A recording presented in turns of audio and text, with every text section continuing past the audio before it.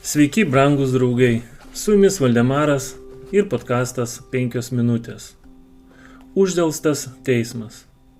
Ta dieną įvykdysiu Eliui visą, ką esu grasinęs jo namams, nuo pradžios iki galo. 1 Samuelio, 3 skyrius, 12 eilutė. Elis labai suklydo, leisdamas savo sūnums užimti šventas pareigas. Toleruodamas tokį elgesį, jis galiausiai nebematė jų nuodėmių, tačiau jie peržengė tą ribą, kada jis jau nebegalėjo paslėpti akių nuo savo sūnų nusikaltimų. Žmonės reiškė nepasitenkinimą dėl jų prievartos, o tai vyriausiam kunigui suteikė liūdesį ir skausmą.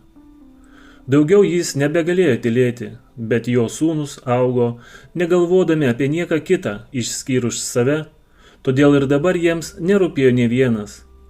Jie matė savo tėvo skausmą, tačiau tai nepakeitė jų širdžių.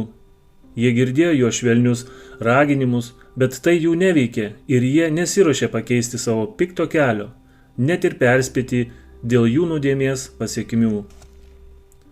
Jei Elis būtų norėjęs teisingai pasielgti su savo puolusiais sūnumis, tai jie būtų buvę išmesti iš kunigiškos tarnystės ir nubausti mirties bausme.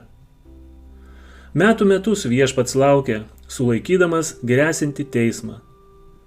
Galėjo būti daug kas padaryta per tuos metus, atperkant jų praeities nuodėmes. Tačiau senasis kunigas nesėmė jokių efektyvių priemonių ištaisyti tą blogį, kuris teršė viešpatės šventovę ir vedė tūkstančius Izraelyje į pražūtį.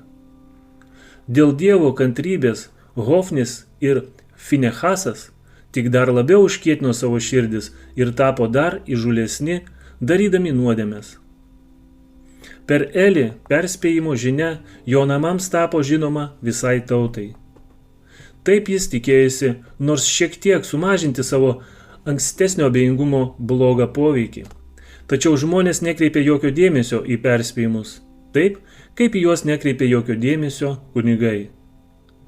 Dievas smerkia aplaidumą, kuris flirtuoja su nuodėme ir nusikaltimu bei nejautrumą, kuris atskleidžia jų pražūtingą buvimą krikščioniškose namuose. Jis didžia dalimi laiko tėvus atsakingus už savo vaikų klaidas ir kvailystės. Dievas savo prakeikimu aplankė ne tik Elio sūnus, bet ir patį Elį. Ir šis nemalonus pavyzdys turėtų tapti perspėjimu šių dienų tėvams. Su jumis buvo Valdemaras ir podkastas 5 minutės.